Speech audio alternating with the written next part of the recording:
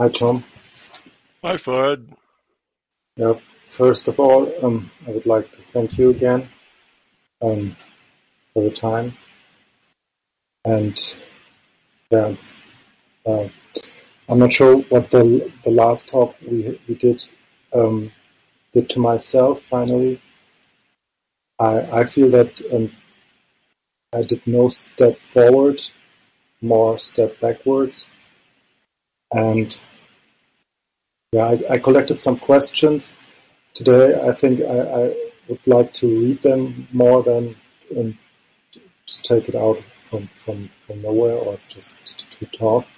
So, and most of the questions are questions about my ego and the way I'm doing my self-destruction. And yeah, so I will just start. Okay, that's good. Okay, so I feel that no, I destroy myself really on a hard way. For example, I play money games. I lose my money instead of spending it and visit your workshop in January 2019, for example, in England. I had all the money to do that, but I spent it on casino games in the internet, knowing that there are people behind who finally take all the money and that there's little players out there who never win. Maybe they will win one day or 2 days in their life, or maybe more days, but finally the result is that you just lose it. That's one way of destroying myself. As you know, I take a lot of drugs. Most of them are psychedelic drugs, but also I do all the stuff that has nothing to do with consciousness work, like drinking alcohol or yeah. I started taking MDMA. It's like it's a substance that makes you feel really happy. It's also known as a substance that can help by psychotherapy.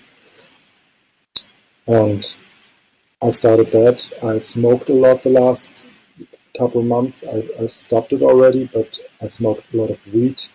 So at the end, I spent about €50 a day, and I had a good dealer, so it is a lot. So I smoked more than many people smoke cigarettes. Finally, I was smoking a joint, have it in my hand, and while I'm starting to smoking it, I was thinking about the next joint that I will roll in this time. I forgot that I'm already having one in my hand, and I'm just I just don't know what I'm doing sometimes. And um, yeah, I want to be a perfect entity, but I'm doing exactly the opposite of it. That doesn't mean that I'm not a loved person, as I know many people surround me loving me for what I am. I see the direction of the healthy and bright way, but I always choose the dark way, the destructive way. Yeah, maybe that's the first part, but the second part will follow. Okay, well, let me talk a little bit about that. There, there is a very common strategy that people use to deal with their fears called I can't lose if I don't play. And lots of people use that strategy. It's probably the most common strategy for dealing with fears around. And what that strategy is, that you have a feeling of being inadequate, a feeling of not being good enough. And that's the fear. That's the deep level fear. And because of that, you feel like if you did really try your best and you did all those things, you did the good things rather than the destructive things and the bad things, that you would somehow fail at it, that you wouldn't be good enough at it, that it wouldn't work out for you somehow.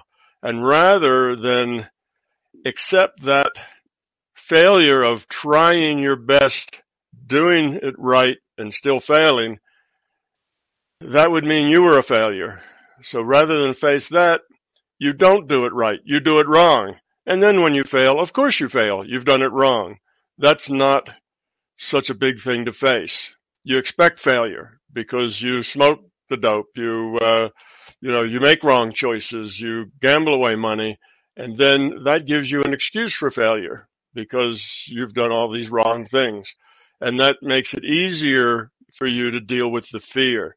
And people do that in all sorts of things. It's you and probably 80% of the population deals with things through this. I can't lose if I don't play. So by making wrong choices, by making choices that are destructive to you, that's your refusing to play. That's your refusal to try. That's your refusal to get in there and see what you can accomplish and what you can do and how, well you can do it, because you have at the very bottom level a fear of not being good enough, not being adequate. And that's the core thing. And that's why you're self-destructive.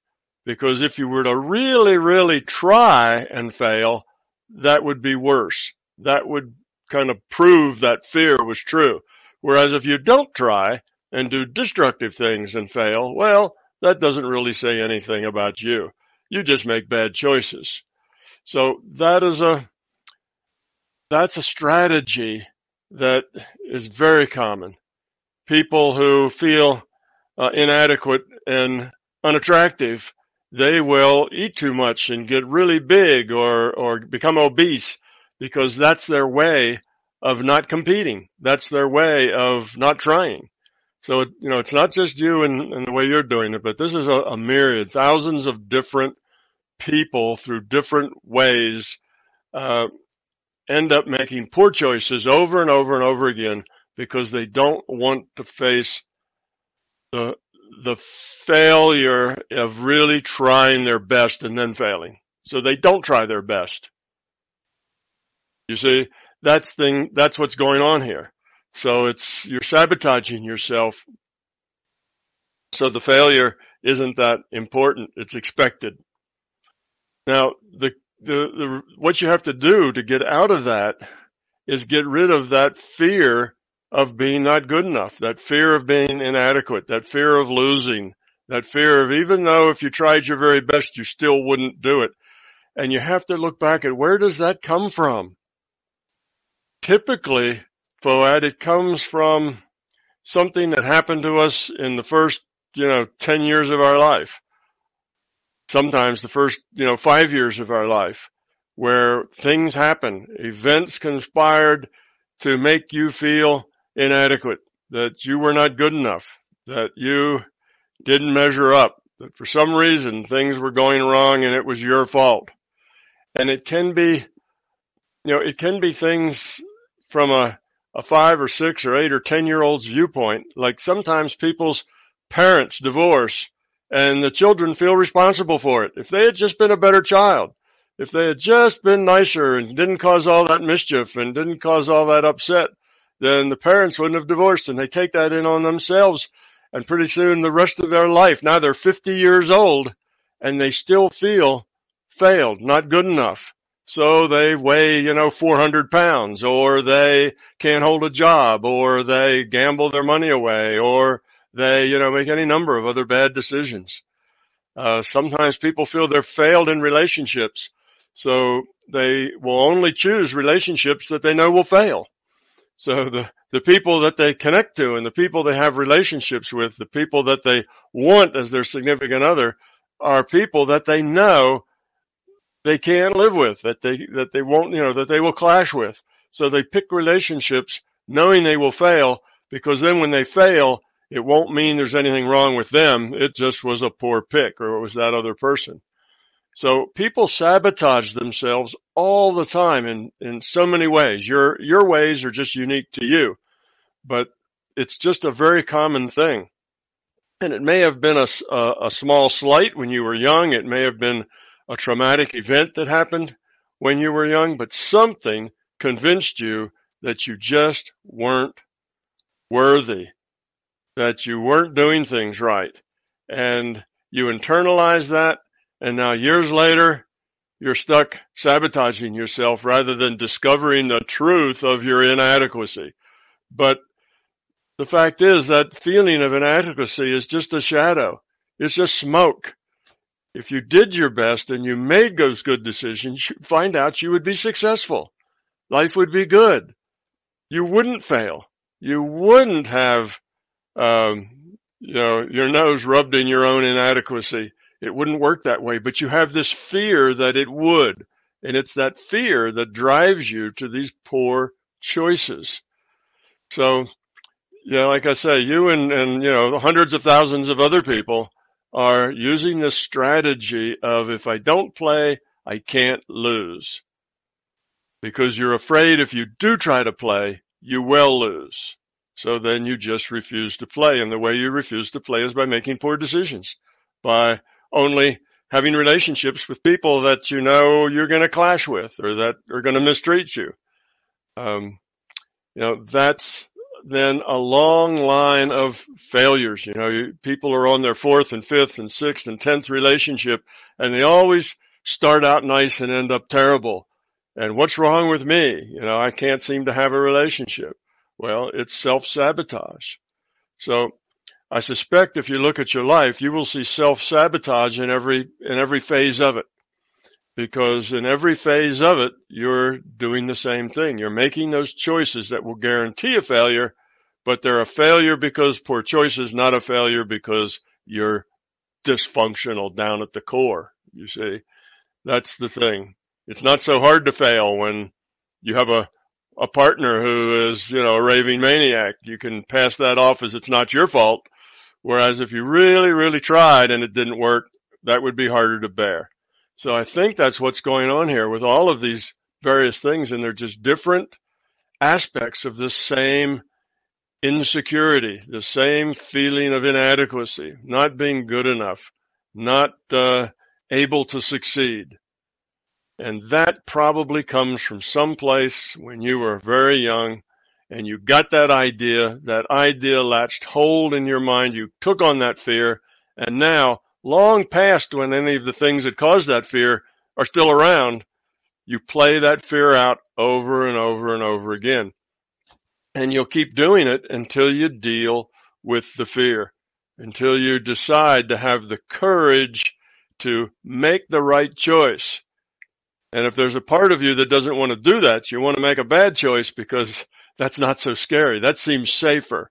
To make the good choice is just scary. And as you reach out for that good choice and you reach for it, just at the last end, you pull your hand back and you don't try to grab that good choice because it's just too scary. It's frightening. Well, you need the courage to make that better choice anyway. Just do it. Have the courage to try and fail. Failure is not so important. Failure is how we learn.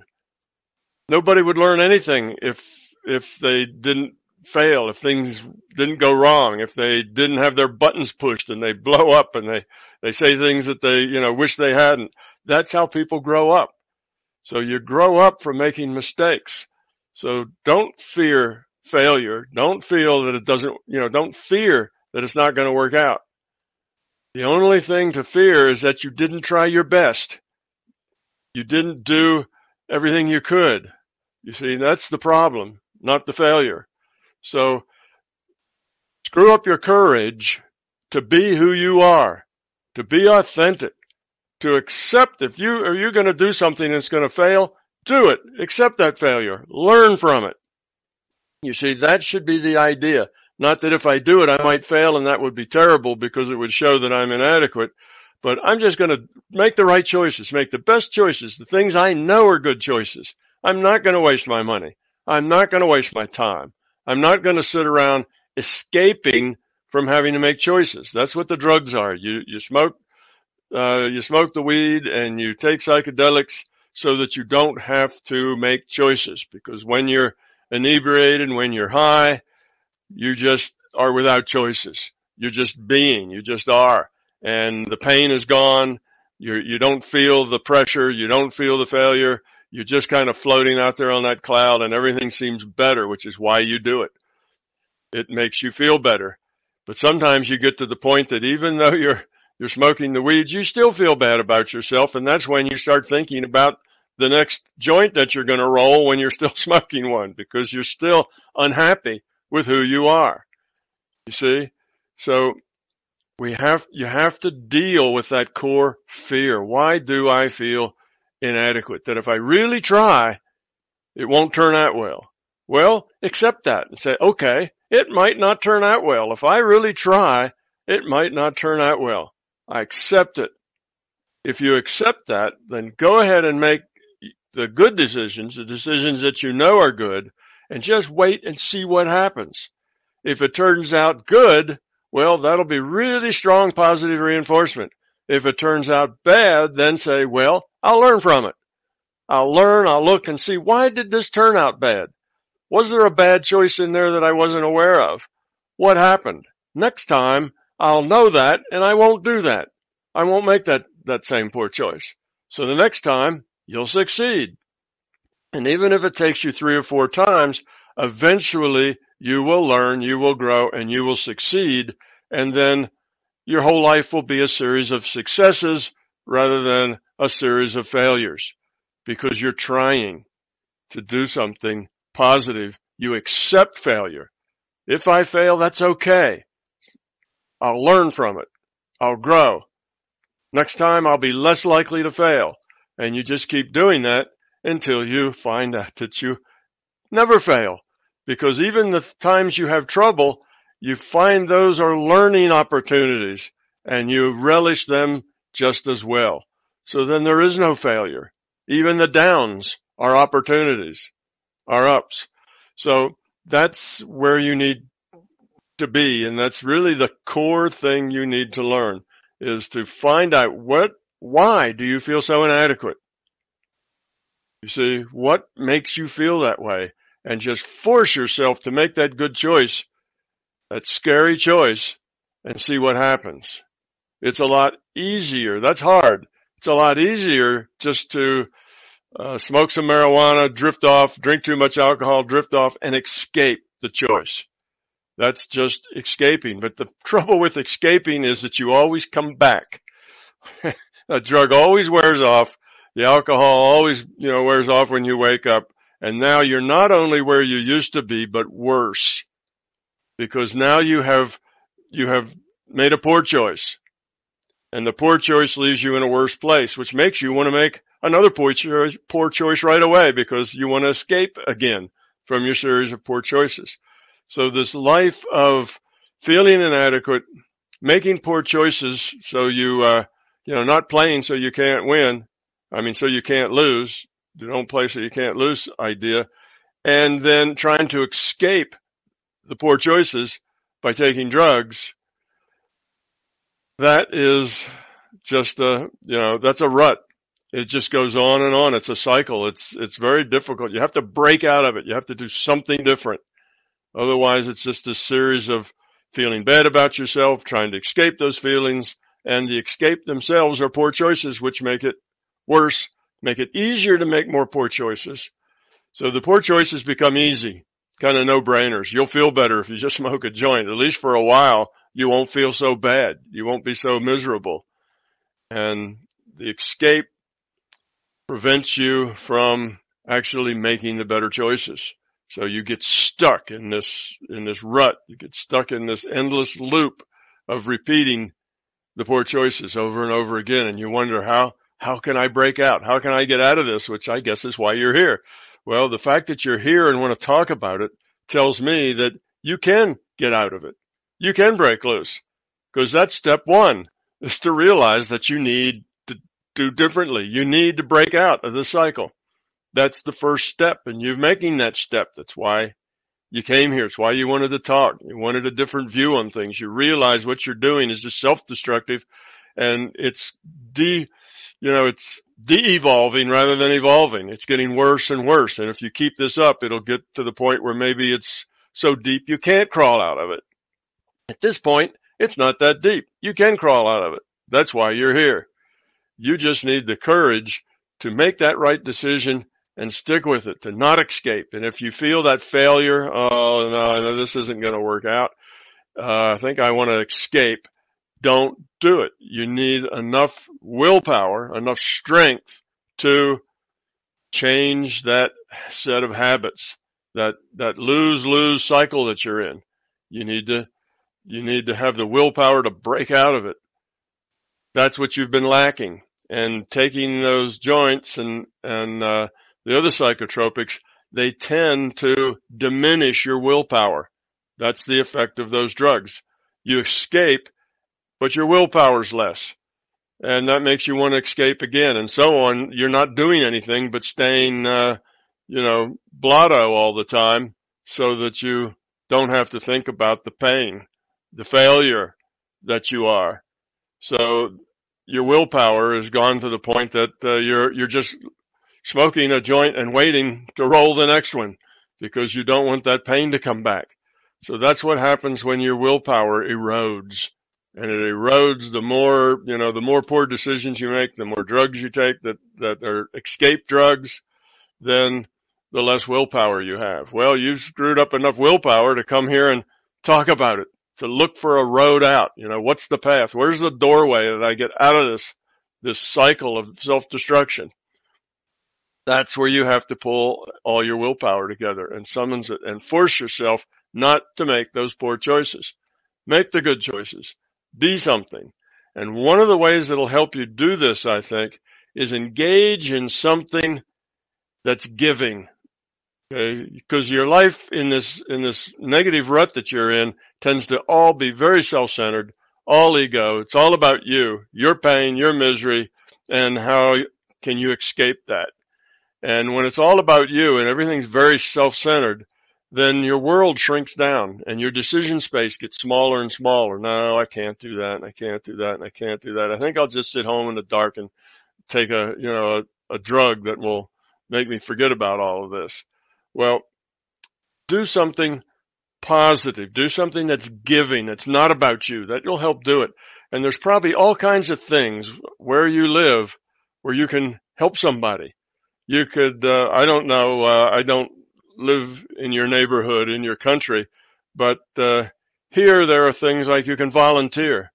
You can volunteer, we have local charities that called Meals on Wheels that deliver food to poor people that are homeless and so on. And they do the job of getting food donations or collecting money, and then they buy food, and they have this little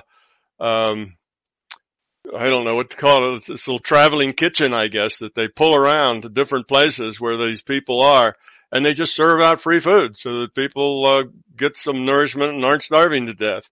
And that's what they do. They're a volunteer organization.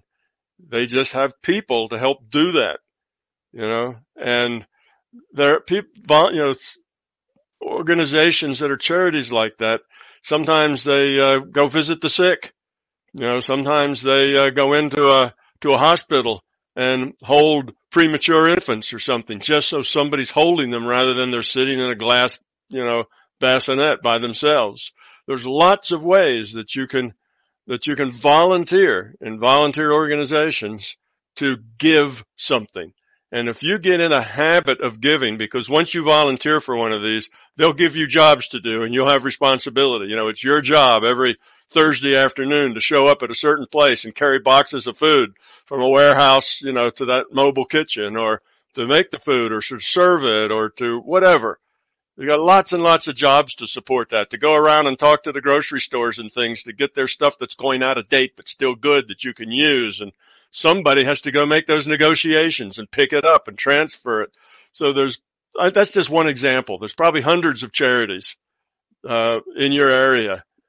People, just going to visit the elderly who have nobody to talk to and nobody comes to visit them. It can help their health immensely just by doing that. So find a place where you can be helpful. And it doesn't necessarily have to be eyeball to eyeball. You may be in the back room, shuffling toys at Christmas time for the charities that collect toys to give away to children. You may be the guy that puts the bicycles together or does something else. But if you can do that, and eventually work your way up to the point that you're the one that's handing out the gift, where you are eyeball to eyeball. That's even better. There's a lot of reward for that. So particularly now around the Christmas holidays, there are lots of charities. Find one. Volunteer some of your spare time. Instead of sitting around escaping with a drug, go out and do something that helps other people. That will that will help break you out of this. It's all about me, my pain, my problems, my bad decisions, my dysfunction, my inability to be of value, my inadequacy. Break out of that. Stop thinking just about yourself. Get out of that self-referential state and get into thinking about other people, because now you have duties, you have a job, you have something to do. You have to put the bicycles together, or they won't be put together in time for Christmas. So that sort of thing. And these charities go on all year long. They're, volunteer organizations that run on volunteers. They're all over. And some of them are on the internet. A lot of them are in your community. Probably better to do things in your community. That's more immediate and more connected. So that's one strategy that you can use to get yourself out of your self-centered kind of endless loop. That you're self-centered because you're self-centered. So break out of that. Also, get involved with other people. Connect with people, friends, and don't just pull on them and get their sympathy and get their help. But find ways to give something to them. What can you do for them? How can you help them? What is it they need that you could do to help? Volunteer and be social. Connect with people. Don't spend a lot of time by yourself, because when you're by yourself, you start your ego takes over and you just start thinking, oh, woe is me. I'm just self-destructing here. And now you get into self-pity, and then the self-pity causes more self-pity, and then what you want to do is to smoke a joint to get out of that self-pity thing and escape. So a lot of that ego and self-referential, woe is me kind of pity, that will go away if you go out and interact with people and try to see, what can I do for my friends? Maybe they just need a babysitter. Maybe they need somebody to, who knows, help them paint their house or do something else. Look for ways to be helpful to people. Give. That will help you get out of the woe is me. It's all about me. So these are some strategies that you can use. But go back to that place where you think you first started to feel inadequate. And if you can't find it, that's okay too. If you're not sure what it is, just say, I'm not going to let that run my choices anymore. I'm going to make good choices. And if they don't work out, I'll accept it. I'm not going to run away from failure. I'm going to accept it. If I fail, I'll learn from it. And I'll continue to grow until one day my life will be full of successes. And it will. If you have that attitude at a deep level, it will come true. Your life will be full of successes. And you will be a totally different person. You just have to make it happen. Nobody can make it happen for you. There's no button I can push or anybody else that suddenly changes your life. You have to have the courage to change it yourself. So I don't know whether this answered all your questions, or because maybe they were just versions of the same thing going on and on. But if not, go ahead and let's get to the next set of it. Yeah, I think I have to rewatch it anyway. But I think some other questions you already answered. But I have so many questions, so maybe I can figure out. Okay. And thank you first. And so, my name is Foad, and I have a big problem with that meaning of my name. So in Germany, you say Nomen is Omen, so the name shows the way, or your name will be the truth of your life, or something like this. So Foad means in Arabic something like heart or soul, heart soul. There's not really an English or German word for it. And that's a good thing to evolve towards a heart, to a heart soul, towards love. But on the other hand, my name is used in the punk rock scene, in the past, maybe still, and it's F-O-A-D. Foad means to fuck off and die. So I have this meaning of my name also in my background. And when I watch myself doing the things I'm actually doing, it's more to fuck off and die than to really be the hard one. But on the other side, I'm absolutely a hard person. All my friends are loving me for how hardcore I am and for how open I am. But on the other hand, I'm the one who's just fuck off and dying. And I just want to know, is in the larger consciousness system or in the terms of MBT, what do names have for meaning? So Yeah, the name itself has no power at all. It's only the power you give to it. So if in your mind, your name is like heart and soul, then be that, and the name has no real power over you. That's sort of I don't know what, a myth or a tale. It only has power that you give it. If you have a name that you detest, there was a song out about a boy named Sue, right? Who had a girl's name that was supposed to make him tough. Well, if it's just your own sense of that's important. The name itself has no power. What you make of that name is what has power. Your intent has power. So the fact that it's an acronym, and that's beside the point. So what? Let that go. Means nothing. Doesn't have anything to do with you. There's probably, you could take those letters, and if you wanted, you could probably make some other acronyms with it. I don't know what the German language would do, but I suspect you could come up with a list of 10 or 20 acronyms out of FOAD. And, any of those could apply to you, but it doesn't matter. It's what do you think, who you are, your idea of who you are. The fact that that acronym is negative doesn't touch you, has no connection to you. It only connects to you if you let it. If you connect to it, then it's powerful. If you don't connect to it, it's nothing. It's just some, whatever. You could probably think up, like I say, a bunch of acronyms for the letters in your name that are positive as well. So the name is nothing. It's okay. only you, what you make of it. Okay. So I'm going back to the suicide topic that I talked about last time. I'm still pretty sure that I won't do it because I know that I have to come again and face the same problem. But anyway, I just want to know, is there a possibility of guiding or helping someone, an individual unit of consciousness, if the avatar is choosing the out-of-body experience by suicide? So if my consciousness is going out of my avatar or is going back to the source, is there a possibility maybe that you can come to that point where I'm leaving and just guide me somehow, that I have an easier way to go, or is it just a trick that it's not possible to do that?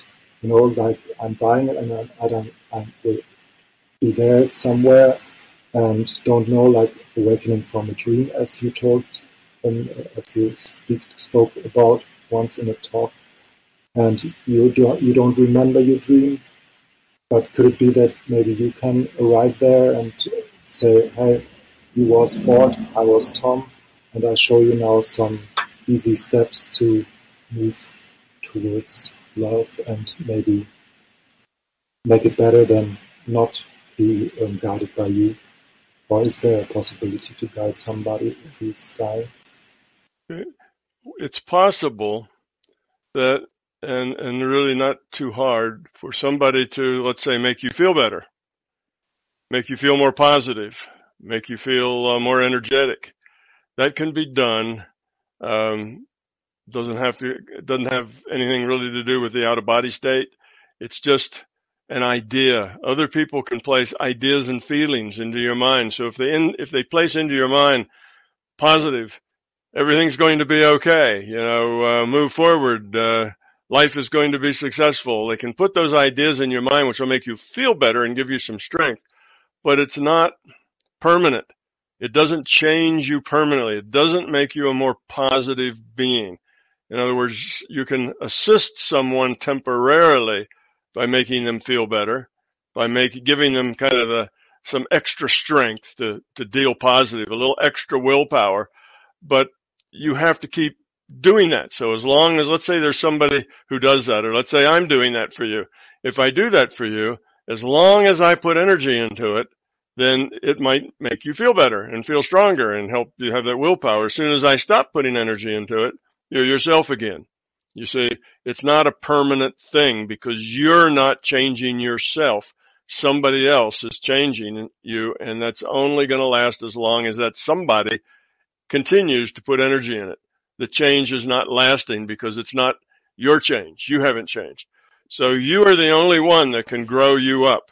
Nobody else can help you grow up or give you anything that's then becomes a part of you. Every ounce of your growth has to come from your own choice, or it's not yours. So yes, others can make you feel better. And in a way, that happens all the time when you're around your friends, and you know your friends like you because you are a very helpful, giving, thoughtful, heartful person. When I was there in Germany and we needed help carrying things or, moving equipment around or checking things, you were right there all the time. Tom, how can I help? What can I do? And we put you to work because there was things that needed extra hands and extra stuff. And you were, very willing to be helpful. And I suspect you're like that with a lot of people. That's you. You try to give and you try to be helpful. So I suspect when you're around other people and you are giving and you are being helpful are the times in your life where you feel positive and where you feel light and you don't feel the need to escape. So that's good. Keep doing that. Do more of it. But no, nobody can change you. People can make you feel better, but they can't change you. And last time after I worked with you, I did that. I sent some energy your way to give you some positive attitude and positive feeling, and I will do that again, but it's only temporary. You still have to do it on your own, or it won't help you grow up. Nobody else can grow you up, and it doesn't really have to do with out of body. It doesn't have to do with leaving your body or suicide. Of course, you exit your body permanently. Even at that state, if you exit your body permanently, still nobody can do anything to you as consciousness. Now, even without a body, nobody can do anything to you to grow you up, to make you change. Only you can do that through experience. That's why the suicide thing doesn't work out very well, because you commit suicide, it doesn't change you. You don't grow up because you die. Dying doesn't suddenly fill you full of information and wonder. You go back into life, and all the fear that you had before you died now is what you start with the next one. Now, it may play out differently. Fear may mold into different sorts of choices, but basically you still have to work on the same problems. So it just puts things off and actually makes it worse, because once you commit suicide, then it's easier to commit suicide the next time. And often people will get in this rut of, as soon as things are tough, they opt out. Well, they get in a rut to where they're doing that every incarnation. They opt out all the time. Well, it's hard to make progress if you don't sit there and experience and learn from your experiences. So that's problematical. It's another kind of rut to get into. So the suicide route is not a good choice. And trying to find some easier way, some way that somebody can do it for you or somebody can make it easier for you to do.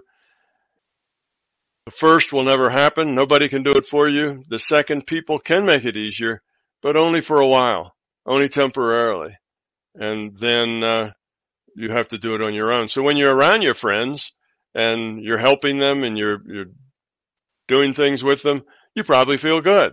It's just when you're off by yourself where it then turns inward to where you become self-centered and self-pity, then's when you need to escape. So that's why I say spend more time with people, spend more time giving, spend more time doing those things that, that are good and positive, and less time alone thinking about yourself.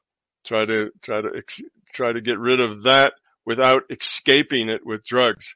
Escape it without drugs. That's why I say join an organization as a volunteer, because then your time will be taken up. You will have things you have to do. You'll gain responsibilities that will eliminate that alone time. I also ask myself really often the question, if I'm just trying to get into the same spotlight where you are, just to become famous. You know that I'm a musician. My whole life I tried to be a famous musician that all the people will know me. Once I told you in a fireside chat that I am thinking about to write a song that will be a great song outside this PMR, maybe in all the NPMRs or PMRs all together, a melody, a frequency, whatever. I have all these crazy thinking that now I ask myself, do I just asking you the question to get into your spotlight, to become famous, that others just love me for being a part of the MBT movement? What is holding me back from just loving myself for what my IUOC is? How can I find out what that is, my stupid energy-sucking I or ego?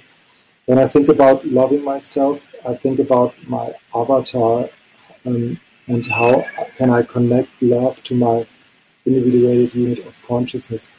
Why am I using the word my individuated unit of consciousness? Why do I feel so separate?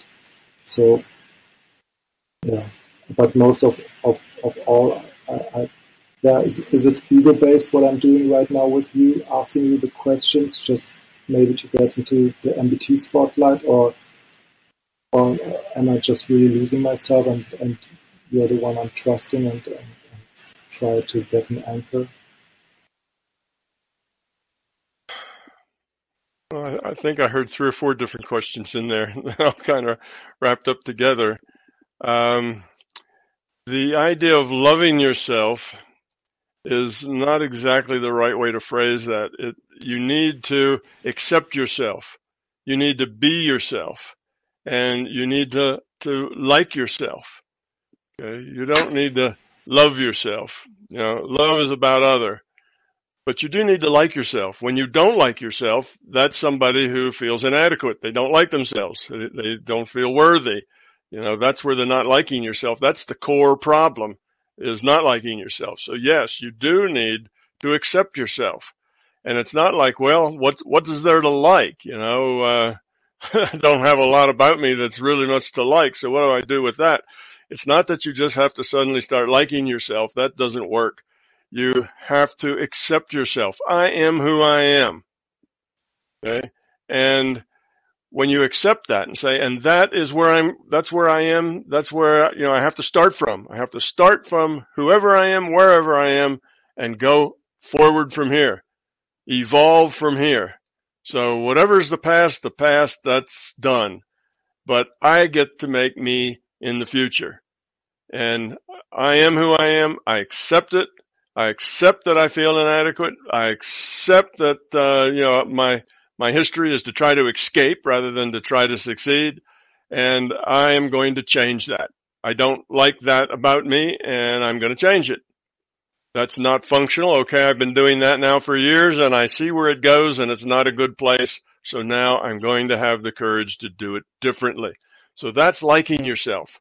That's accepting yourself and knowing that you have potential. You have the potential to be whatever it is you can be. Now, wanting to be famous, wanting to get recognition, really, wanting to gain approval, is what a lot of that is where that need is. You want recognition, you want to gain approval, but fame is not something you should want. Fame is not something you should really work for. Work at being yourself, at doing what you do. And if that brings fame, okay. Fame will be kind of the unintended result of you becoming you. It's hard for you to give and to be, as good a musician as you could be if you are constantly high and if you're constantly feeling bad about yourself and so on. That makes it difficult for you to be your best. So don't aim for being famous and then terribly disappointed if you're not. Just aim for being you, for being as much as you can be. Because if you are as much as you can be, whatever that enables, wherever that takes you, that'll be grand. That'll be great. That'll be good. See, you will be a very good person. You will give back a lot more than you take. You will help lower entropy of the system. It doesn't need fame. There are a lot of really beautiful people that are not famous. A lot of people who have grown and evolved the quality of their consciousness to a very high degree, and they're not famous. They're just people who've grown up, but they are loving people, and they do a lot of good in the world, and they do pass that positiveness around to the people they interact with, but they're not famous. So fame isn't important. Fame is it's actually more of a burden than it is an advantage. But just be whoever you are. That's good enough. And fame, let it come if it comes. But fame is the opinion that other people have of you, and how many people have that high opinion of you. That's irrelevant. The person that needs to have a high opinion of you is you. If you are happy with who you are and what you're doing, then you won't need fame. You'll have everything that you need. That other people have a high opinion of you is pretty much irrelevant. That's not really going to help you. There are a lot of famous people who are tortured, and many of those are artists. Many of those are musicians, where they are, they're famous, but at the same time, their personal life is in shatters. They're depressed. They're unhappy. Some of the music that we get is obviously reflects that. So they're not working up to their potential if they are miserable. You work up to your potential when you're not miserable, when you're happy. So apply yourself to your music. I suspect I've heard some things you've done, I believe. Have you not written some things and sent me pieces of it? Yeah, Oliver sent you. Yeah, Oliver sent me some stuff. Yes, that's good. I did. I like that. That was a really nice piece. It shows, it shows the artist in you. It shows the creativity. Yeah, work on that. Focus on that. That's a good outlet for you. A lot of potential there, but you'll have that potential will blossom, and your decision space will get better. There's more ways that you can create as your life becomes more positive. So that all goes together. But don't need fame. That's like you need approval from other people. You need to approve of yourself. That's your problem. And approval from other people maybe helps you feel a little better temporarily, but that deep satisfaction that you get at a deep level can only come from approving yourself, which is back to, question one. That's the core problem here is self-approval. And getting a lot of approval from others helps mask that lack of self-approval, but it won't get rid of it. And one question I ask myself is, do I suck your energy by asking you all these questions? What is it all about? Why am I doing? But am I sucking your energy, or at the end, is it giving you energy, or is it no matter at all? And the second part of that question is, when I talk to you that open, and I know that maybe people will listen to it, will the energy of the people who watch me influence my evolving. So in a bad way, maybe also because they maybe somebody will watch this and say, "Oh, that's the Foad guy again, the suicide guy again. He's just there about to get into the spotlight of Tom. You don't know anything. He's just maybe I don't know what." So could it influence me when I be that open and release it on YouTube? Yeah. No, you're not. You're not sucking energy. You're not sucking energy out of me. Actually, it's just the opposite. In as much as I can be helpful to you, that gives me energy. In as much as I can say something that helps you find a way out of your self-referential kind of endless loop of self-pity and then feeling bad, making bad decisions, and so on. If I can be of help to you, then that gives me energy. That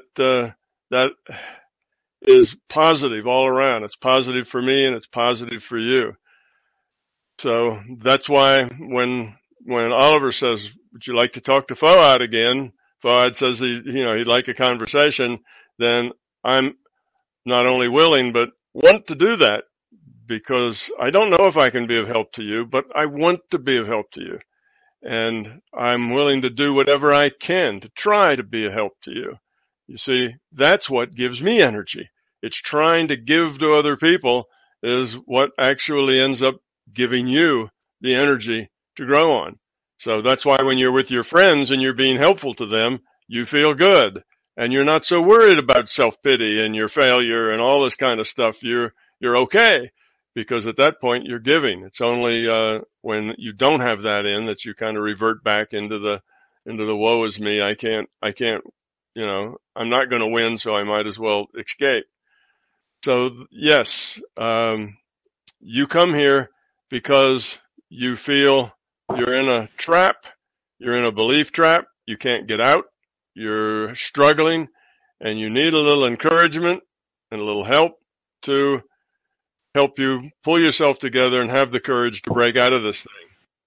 Okay, so that is, that's what it is. Now, people who watch you, if they have opinions in their own mind, "Oh, that's that Foad and he's just trying to get into the spotlight again," that doesn't affect you. That's about them. Okay, that's their opinion. That's the way they see it. And people tend to see things as if, they put themselves in your spot. What would be my motivation if I was in that spot? Well, if their motivation would be to seek attention, they're just attention seekers, then they would see that would be your motivation. You see, so it's about that person. Now, many people will see a video, the last video we did, and they will feel like they identify with you because they're in a similar situation. They may not be musicians and it may not be just your situation, but they can recognize the same cycle of escaping, of feeling failed, of picking the bad, taking the bad choice over and over again. Lots of people relate to that. They say, "Oh, that's me. That's me in there." And then they get value from hearing your questions, from hearing my answers, and it helps them grow up. And for those people who are already more grown up and they see your video, they look at you and they start sending you some positive energy because they know you could use a little positive energy to help you feel a little better, to make it easier for you to get yourself out of this downward spin that you're in.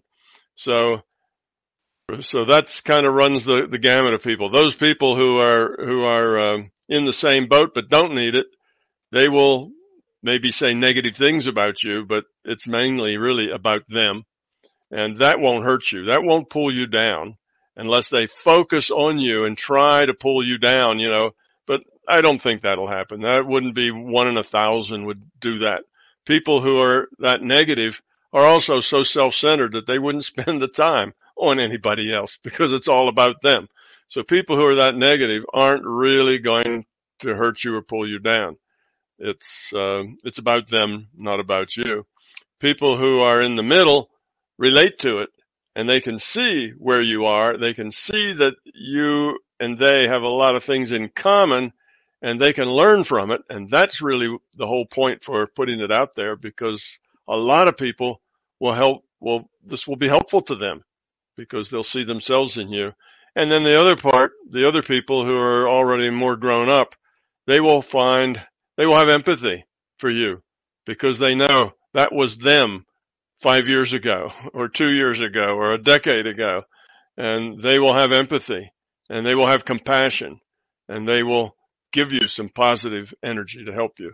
So I would think it goes on to under the video. The biggest effect on you is going to be positive, not negative. And yes, maybe you feel a little bit like, that you question everything you do. All right, I need some help. I'd like to talk to Tom. Maybe he can give me some encouragement that will help me break out of the cycle. And then you think, wow, maybe it's your ego. You just want to be in the MBT spotlight and you want to, have hundreds of thousands of people, watch your video or something. But I suspect that's not your motivation. That's just you feeling bad about yourself. So every time you come up with a good idea, there's some part of you that wants to put you down and find a negative reason for it. You want to break out of a negative cycle, and there's some part of you that says, yeah, okay, this is probably some self-centered thing that you're just trying to get onto, into the spotlight and so on. That's the part of you that tears you down, that says you can't do it. You're not worthy. And that happens in all sorts of things. If you go to whatever you go to do, you probably have some part of you that's telling you you're going to fail. That's not good. It's the wrong reason. It's just your ego. You're a user. You're sucking up energy here, trying to get in the spotlight. Well, that's that part of you that feels failed, inadequate, and whatever you do is wrong. No matter what you do, it's only because of your ego. It's only because you're inadequate. It's only because of the negative things of you. There's something in you that's telling you that all the time. That's feeding you this negative assessment of you and of your motivations. That's what's pulling you down.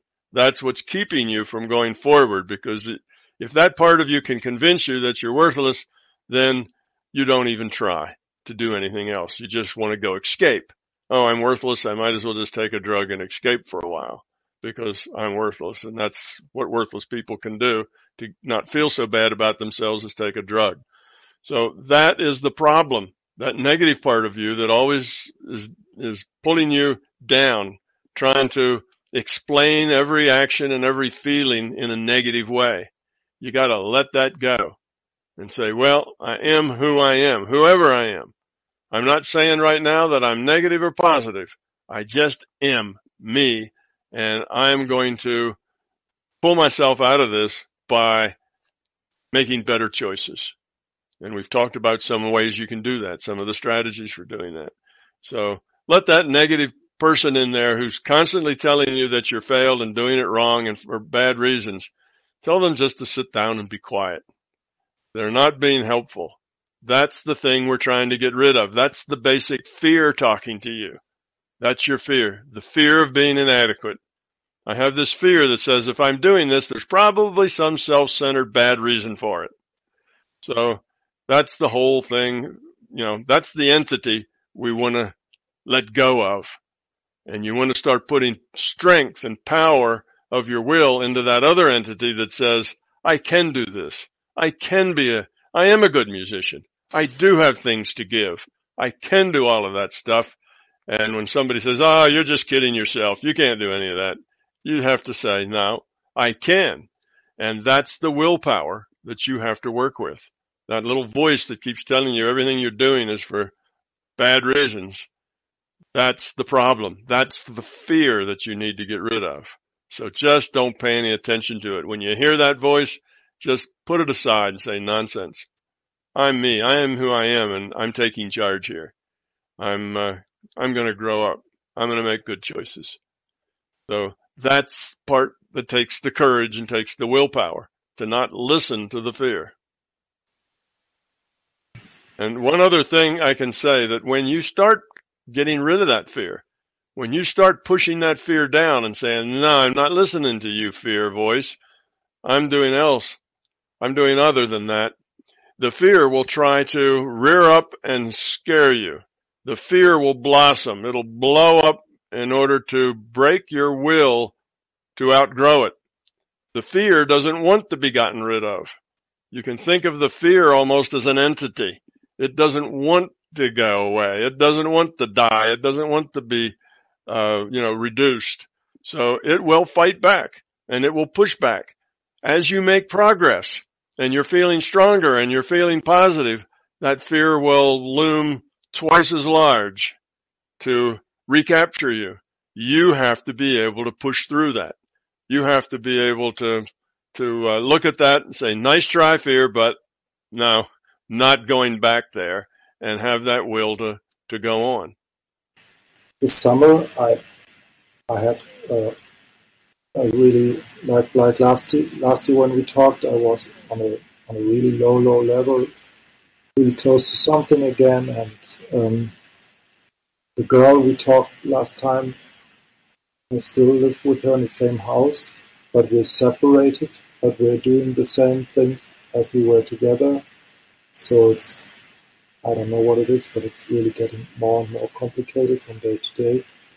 And so in the summertime, I started to find a psychotherapist, and I started to look for, there are places, I don't know what's the English word, but you can go for a couple of weeks into a house close to the nature where you can settle down and just think about yourself, have talks to others, maybe do something with your hands. But they don't take me into that institution because I have my drug addictive background. So I looked for other places, and while I'm looking and trying, I lost the will again to do it. I was really close to do that, but I lost the will again. So I started also taking the antidepressiva pills, like one sort of they gave me, and I took them for some months. I still take them, but some days I don't take them because I'm not sure it's just another drug. And what would you say about having a psychotherapist from the outside who don't know anything about, for example, the MBT, or for all the terms of all the topics I'm dealing with? And when I start talking to them, so they don't get any word, or maybe somehow, but they don't have the picture that maybe most MBT people have. And do you think it's a good way to go that medical way with psychotherapists and institutions, or is it better just, I don't know, because I tried everything and I'm always coming to the point that I think, okay, let's smoke a joint because I can't find the way out. Okay. You have to find your own way. Some things, that would be better for other people may not be better for you, and vice versa. You are an individual, and what helps you get through this is going to be personal to you. If you find that psychotherapy helps, if they really can be there to give you encouragement, so when you are growing and you're doing better, and then that fear entity kind of blows up and tries to recapture you, that you right at that critical point, you need some encouragement. You need somebody, right there to say, yeah, you can do it. Don't let that fear drag you back down at this point. Here, do this, and, go volunteer, do something else, get your mind off yourself, and somebody who can give you some advice. And if that is a psychiatrist, fine, then the psychiatrist will work good for you. Psychiatrists tend to be very expensive. A really good friend could also do that for you as you're being open for them, if they have some sensitivity to you and what your needs are and what you're trying to do. If the friend is just oblivious to all that, then they're not going to be a whole lot of help either. They're just a friend, but they're not really in a position of being grown up enough themselves to really understand you well enough to be helpful to you. So some people might be helpful to you, and others just kind of say, go help yourself. They'll interact with you in other ways, but they're just not grown up enough to be that helpful. So you'll have to find those people who will be helpful and spend time with them, because at a critical point where that fear kind of grows and tries to scare you, gets as scary as it can be, that's the time where it's easy for you to revert back to old dysfunctional ways. So when that fear does that, and it will, like I say, as you tend to get rid of it, it starts to fight back. You have to fight that battle and win. So maybe just knowing that and expecting that fear is going to do that will make you, will help.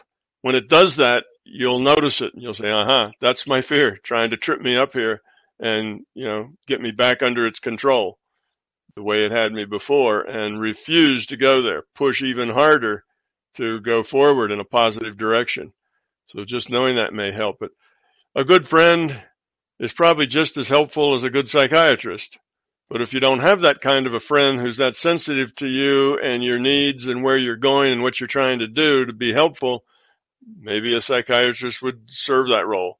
There's a lot of psychiatrists that aren't all that helpful either. You'd have to get one that particularly can connect with who you are, what you're trying to do, and give you some ways to do it. Now, one of the things about psychiatrists in the medical profession is they tend to use drugs. They tend to have this idea that the pharmacy can help you out. So they will give you drugs that they think will make it easier for you to succeed. Now, whether those drugs actually do or whether those drugs make it harder for you to succeed, only you will know that. So I'd say look at it like an experimentalist. I'll try it. If you can afford a psychiatrist, then you can go there, and if it really helps and the drugs they give you really help, then fine, use them. But if they don't really help and the advice you're getting isn't really working and you're really doing all the work yourself and they're not really helping that much, then let it go. Either find a different psychiatrist or let psychiatry go altogether. So just try it and see. See what helps for you. You are going to have to make all the changes, though. It's going to be your choices. A psychiatrist, a friend, nobody else is going to make it. They say nobody else can do it for you. Nobody else is going to give you the magic word that when you speak them, then suddenly, you're free from all this negativity and free from this feeling of failure and being inadequate. You have to free yourself from it. It's whether or not other people can make that easier or harder for you to do that for yourself, but you have to do it for yourself. Now, a good friend can make that easier for you, and maybe a good mental health professional can too. Or the friend and the professional might just get in the way and make it harder or not. I don't know. You'll have to see. That's very individual dependent. Your way is going to be your own unique way.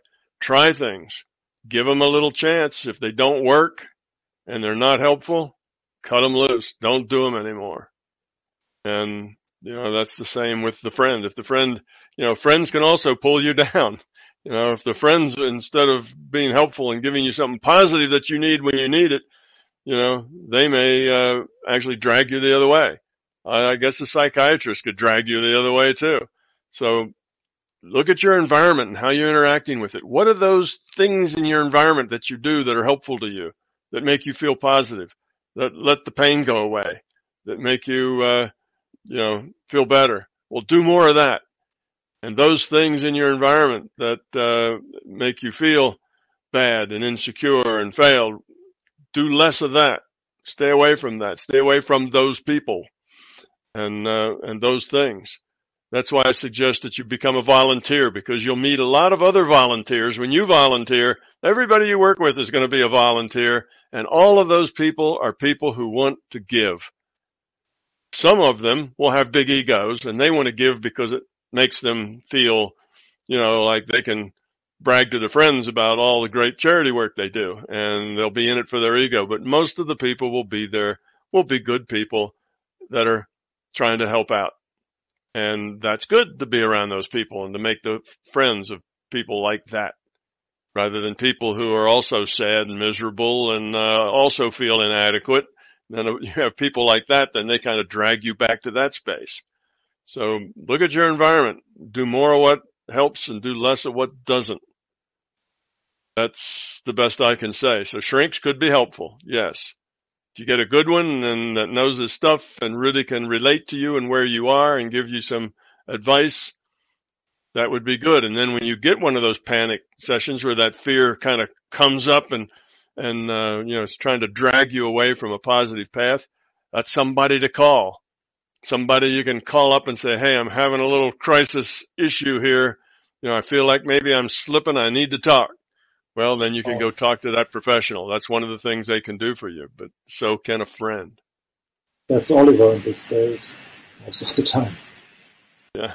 Well, people like that are invaluable. And they really help a lot. They're very important. But you're not dragging them down. In as much as they can help you, they gain from that. That's a gain for them. So don't feel like, again, don't let that negative part of you say, oh, I'm just a drag. Everybody that's positive, I'm nothing but a drag on them, so I should go away and leave them alone because I'm pulling them down. No, people who are helpful, people who are kind, people who can love and care and give, those people grow from that caring and giving.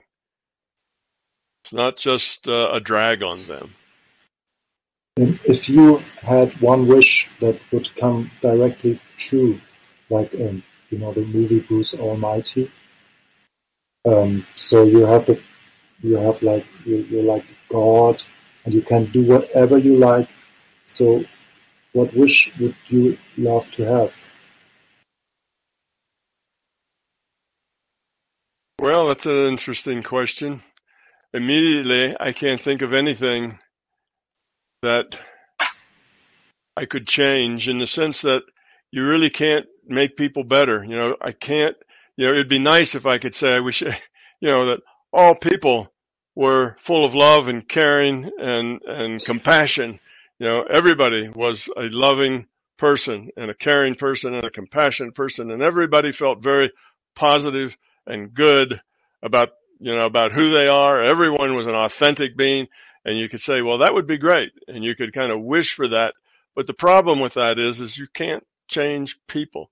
People don't grow up because somebody else waves a magic wand. Everybody has to get there. They have to earn it. There's no free lunch. Everybody has to earn their happiness, if you will. They have to earn their way through the evolutionary process by making good choices. It takes a will. It takes courage. That's how we grow. So if you suddenly just jumped everybody up a bit, but they hadn't actually grown there, would they stay, or would they just go right back to where they were and it wouldn't make any difference because they really didn't earn it? It wasn't who they were. It really didn't help them any. So my wish, in a sense, would be that everybody was pursuing a course of love and caring and being, that everybody was a authentic person and focused on doing the best they could and then learning from the mistakes. That would be great, but I don't think that is a possibility. I think people have to grow up on their own. They are where they are, and that's where they need to progress forward from. So in that case, I guess if I had this magic genie that gave me, one wish, I don't know that I'd have a wish. Everything just as it is, and you are right where you need to be to take the next step forward. I can't make you somebody else other than you are, and if I could, it wouldn't stick because that's not who you really are. It'd just be me forcing you to act in a particular way, and this is not about acting, it's about being. So even if you could force everybody to act nice and friendly to each other, it's just action. It's not who they are inside, and I don't think that's forcible.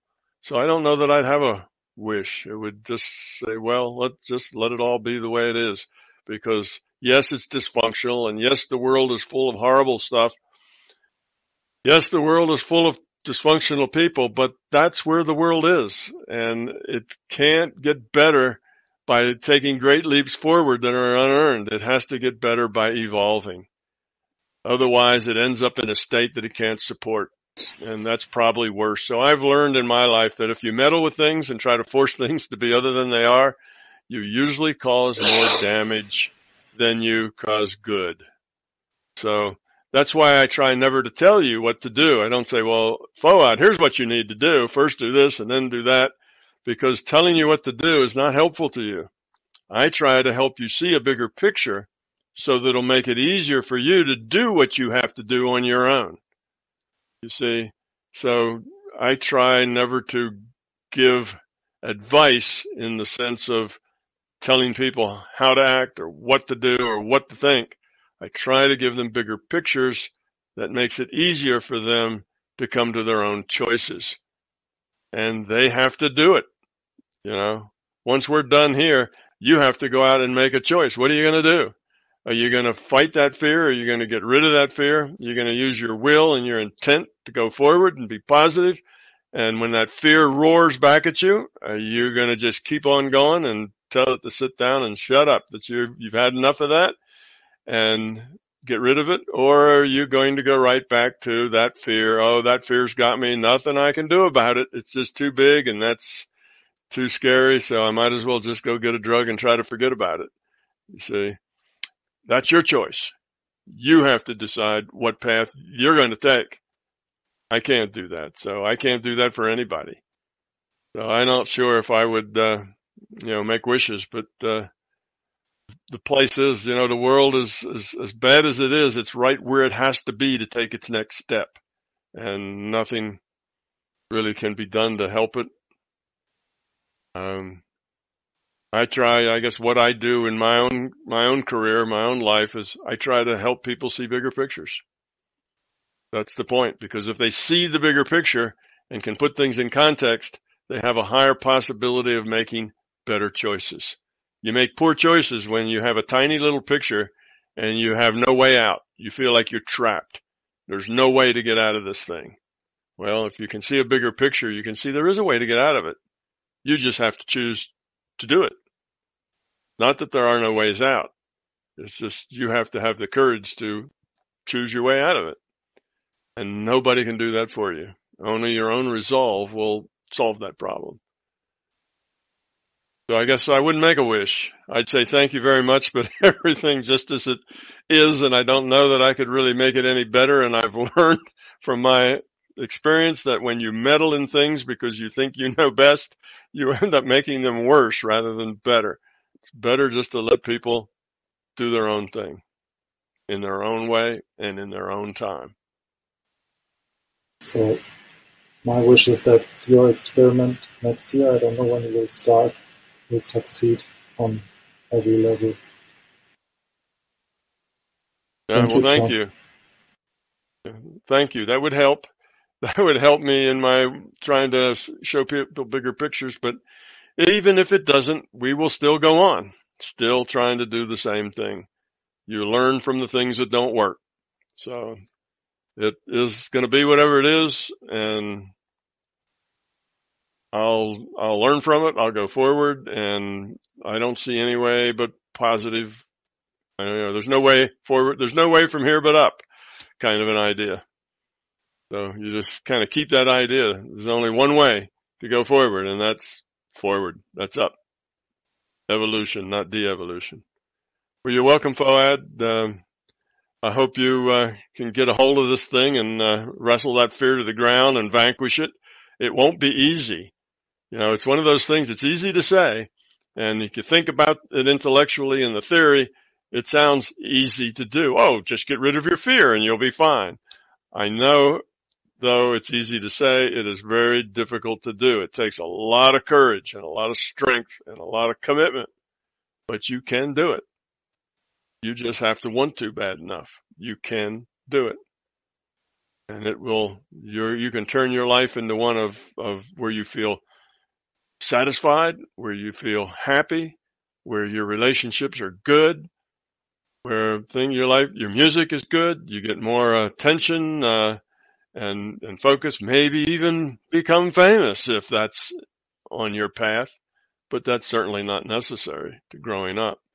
So all that can happen. You just have to make the choices that make it happen. And not because you're trying to be famous, but because you're just trying to be all that you can be. You're just trying to grow up as much as you can in this lifetime. So that's the motivation. You're welcome. I'm glad I could come here. I hope I've been of some help. Thank you, Tom, and all my love again. Thank you. You're the wish that came true in my life. I hoped so much that I would get in contact with you, and that is something that came true, and I'm very thankful for that. So, see you maybe on a fireside chat. Yeah. See you on a fireside chat. Have a good time in England. I will. That'll be a lot of fun. It's going to be interesting. Going to have like almost 100 people there. So that's a very large class. I've not tried to teach a class that large before, so we're going to see how that works. But I think it's going to be fun because a lot of the learning that takes place isn't just what I say to people, but what people say to each other. It's that interaction between people is also a very big part of the learning process. And with 100 people, that will be even a riper mixture of people that will help learning. So I think it's going to be a very good time.